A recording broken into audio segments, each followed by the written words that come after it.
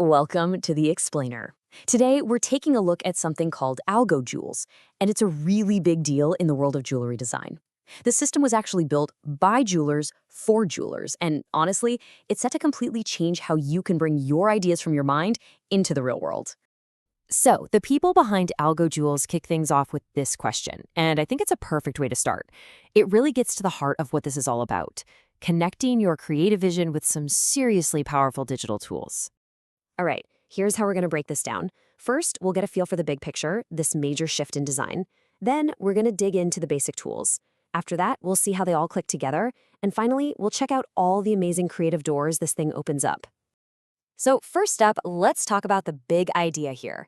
We are witnessing a massive shift in how computer-aided design works for jewelers. I mean, it's all about leaving behind that old, rigid way of doing things and moving towards something way more intuitive, flexible, and honestly, a lot more creative. Okay, so the main point is this. We're shifting away from a process where one tiny change can mean you're redoing hours of work. Instead, we're moving to something that's just super fluid. And that's what parametric design is. It's about setting up relationships in your design. So let's say you change the width of a ring. Boom. The settings for the stone automatically adjust right along with it. No redrawing needed. And this slide just lays it all out, doesn't it? On one hand, you've got the old static way. A client comes in and says, hey, can you make the band just a millimeter thicker?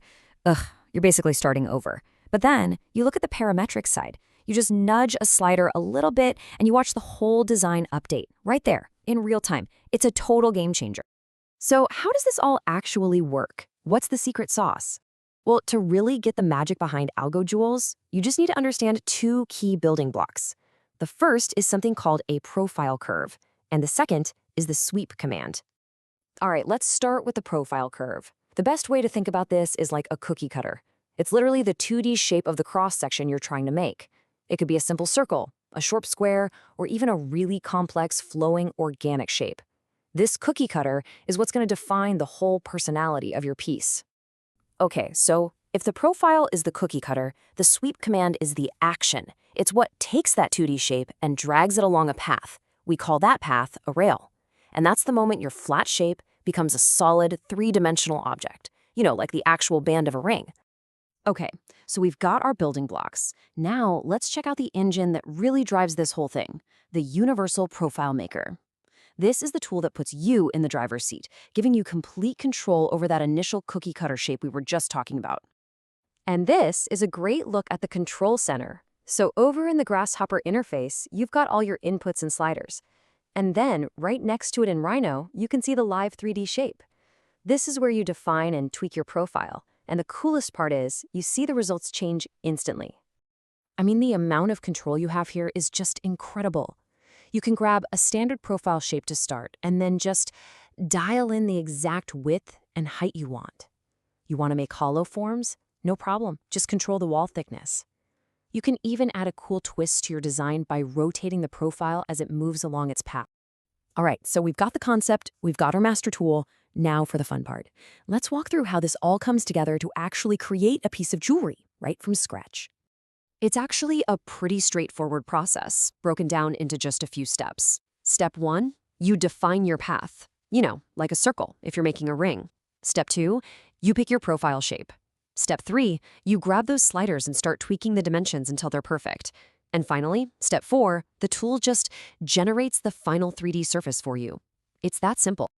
And this is where the magic really happens. It's a direct, live connection. The second you move a slider in that interface to, say, adjust the wall thickness or the height, you see that 3D model update in real time. That immediate feedback is what makes designing this way so incredibly intuitive and so fast. You know, the real power of this whole profile and sweep workflow is just how versatile it is. Once you get the hang of this one core technique, you can use it to create pretty much anything. We're talking rings, earrings, pendants, custom bezels for stones, you name it. The sky's the limit. Now, the Universal Profile Maker is an amazing all-around tool, for sure. But the AlgoJewels toolkit doesn't stop there. It actually has even more specialized tools that are designed to help you create really unique shapes and, just as importantly, to spark new ideas. And this is a great example of that variety.